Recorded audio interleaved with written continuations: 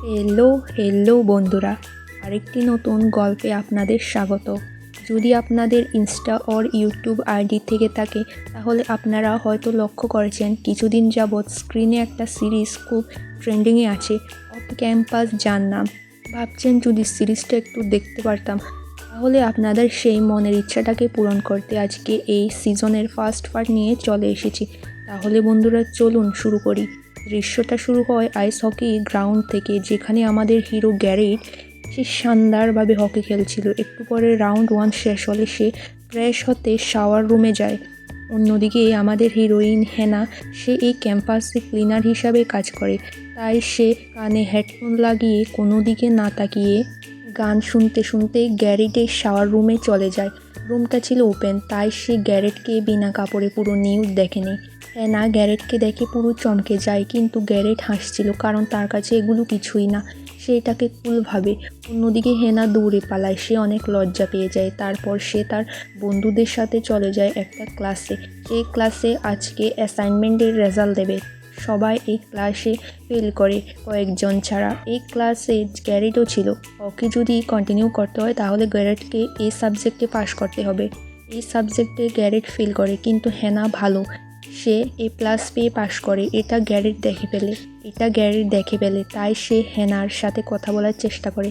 প্রথমে সে হেনাকে শাওয়ার রুমের কথা বলে কিছুটা হাসাতে চেষ্টা করেছিল, কিন্তু হেনা এতে ইন্টারেস্টেড ছিল না। ক্লাস থেকে যখন তারা বেরিয়ে আসে তখন তারা 3 বন্ধু কথা বলছিল হেনার ক্রাশ জাস্টিনের ব্যাপারে।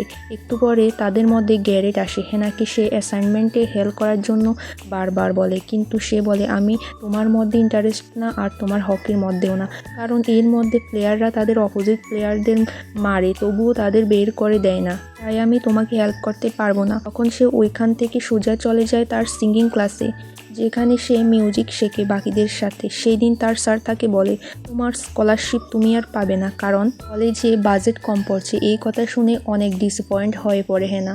সে বলে, স্কলারশিপ ছাড়া আমি তো কিছুতেই আর মিউজিক ক্লাস কন্টিনিউ করতে পারবো না। তখন তার স্যার বলে, সুযোগ আছে, যদি তুমি পপ মিউজিক কম্পিটিশনে জিতে যাও তাহলে তুমি আবার তোমার স্কলারশিপ পেয়ে যাবে। এই কথা শুনে সে খুশি হয়ে যায়, তারপর ওইখান থেকে চলে আসে। অন্যদিকে আমরা দেখি গ্যারেটের বাকি রুমমেটদের, তারা সবাই একসাথে থাকে, কারণ তারা একই হকি টিমের শানদার প্লেয়ার্স। তারা নিজেরাই নিজেদের রান্না কাপড় সব করে। দেখছি তারা রাতে একটা পার্টি দিয়েছে, সবাই যে যার গার্লফ্রেন্ডে নিয়ে এসেছে আর এনজয় করে যাচ্ছে। অন্যদিকে গ্যারেটের সাথে একটা মেয়ে কথা বলছে, সে তার ক্যাজুয়াল গার্লফ্রেন্ড। তারা সেই রাতে অনেক উত্তেজিত হয়ে পড়ে ও একে অপরকে অনেক বেশি মজা দেয়।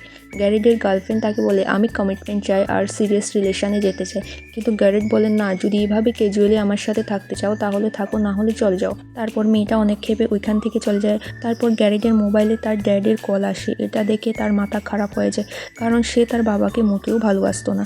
পরদিন সকালে আমরা হেনাকে দেখি, সে একটা ক্যাফেতে পার্ট টাইম জব করে তার বেস্ট ফ্রেন্ড এলির সাথে। সেই ক্যাফেতে তার ক্রাশ জাস্টিনও আসে। সে প্রত্যেক দিন জাস্টিনের গান শুনে, এভাবেই সে জাস্টিনের উপর ক্রাশ খায়। তার ফ্রেন্ড এলি বলে, এইভাবে না থেকে সরাসরি ওকে মনের কথা বলে দাও। এরপরেও হেনার সাহস হয়নি জাস্টিনকে কিছু বলার। সে মিউজিক ভালোবাসে, তাই রুমে এসে মিউজিক কম্পোজ করতে বসে। পরদিন সকালে যখন সে ক্যাফেতে যায়, সেখানে আবার জাস্টিনের সাথে তার দেখা হয় সামনাসামনি। জাস্টিন একটা জিনিসের অর্ডার করে আর কিছুক্ষণ পরে সেটা নিয়ে চলে যায়। সে হেনাকে একটুও লক্ষ্য করেনি। সেখানে একটু পরে হাসতে হাসতে গ্যারেট আসে, বলে, এত সুন্দর তুমি, তারপরেও কেন তাকে এত ভাব দিচ্ছ? সে তো তোমাকে কেয়ারও করছে না। তখন হেনা গ্যারেটকে বলে, এতে তোমার কি, তুমি তোমার মতো থাকো, বেশি চালাকি দেখাতে এসো না। তারপর সে তার বন্ধুর সাথে তার ভাড়া বাড়িতে আসে। সেখানে সে তার ড্যাডকে দেখে, তার মাথা রাগে ফেটে যায়। তার বাকি বন্ধুরা তার ড্যাডের সাথে কথা বলে চলে যায়, কিন্তু গ্যারেট কথা বলতে চাচ্ছিল না। তার বাবা তাকে প্রতিনিয়ত খোঁটা দেয়। সে হকির ব্যাপারে সবসময় তাকে নানা কথা বলে, আমার টাইটেলের কারণে তুমি এত ফেমাস, তোমার কোনো যোগ্যতা নেই, কারণ গ্যারেটের বাবাও নামকরা হকি প্লেয়ার ছিল। তারপর গ্যারেট তার মার কথা বলে, সে বলে, মার মারা যাওয়ার পরও তুমি অন্য মেয়েদের নিয়ে ফুর্তি করতে, কখনো আমার কথা ভাবনি। এসব বলে সে ওইখান থেকে রুমে চলে যায়। পরদিন গ্যারেটের একটা টুর্নামেন্ট ছিল। সে প্রথমে তো ভালো খেলছিল, কিন্তু কিছুক্ষণ পর যখন সে তার বাবাকে দেখে ও তার সাথে আরেকজন মহিলাকে দেখে, তখন সে হতাশ হয়ে ম্যাচ থেকে বেরিয়ে যায়। অন্যদিকে হেনা যখন স্টেডিয়ামে কাজ করছিল তখন কতগুলো ছেলের উপর তার নজর যায়, আর সেখান থেকে সে দৌড়ে চলে যায় একটা রুমে। সেই রুমে অনেকগুলো মিউজিক্যাল ডিভাইস ছিল। সেখানে গিয়ে সে একটা ক্যাসেট প্লে করে আর গান শুনে নাচতে শুরু করে। একটু পরে সেই রুমের পাশ দিয়ে গ্যারেট যেতে লাগলে এমন সুন্দর সুর শুনে উকি দিয়ে দেখে, তখন সে হেনাকে দেখে আর হাসতে শুরু করে।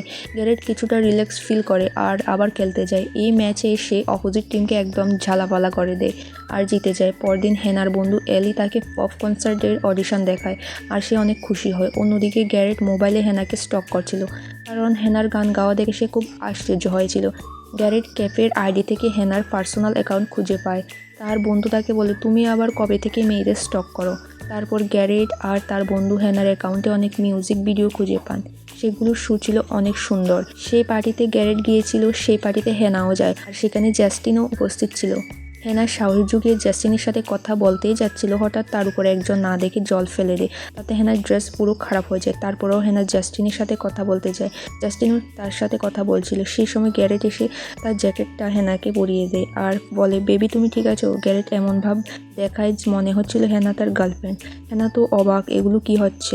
যখন গ্যারেট হেনাকে গার্লফ্রেন্ড বলেছিল তখন থেকে জাস্টিন হেনাকে একটু বেশি ভাব দিচ্ছিল, কারণ সে কলেজের মোস্ট হ্যান্ডসাম ও আইস হকি টিমের ক্যাপ্টেনের গার্লফ্রেন্ড আর জাস্টিন হকি খুব ভালোবাসতো। সেখান থেকে একটু পরে জাস্টিন চলে যায়। হেনা গ্যারেটকে বলে, এগুলো কি হচ্ছে? তখন গ্যারেট বলে, দেখছো না তোমাকে আমার গার্লফ্রেন্ড বলা সে কীভাবে তোমাকে ভাব দিচ্ছে। তারপর গ্যারেট তার আসল কথা বলে। সে বলে, তুমি আমাকে প্লিজ সাবজেক্টটা পড়াও, নাইলে আমি হকি খেলতে পারবো না। যদি তুমি এটা করো তাহলে আমি তোমার সাথে তোমার বয়ফ্রেন্ড হওয়ার নাটক করব।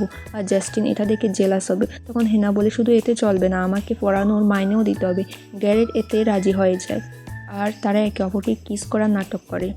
বন্ধুরা, এখানে পার্ট 1 সমাপ্ত হয়। যদি এই ভিডিওটা ভালো লাগে তাহলে পরের পার্টগুলো দেখতে প্লিজ একটা লাইক আর একটা কমেন্ট করে যাবে। ধন্যবাদ।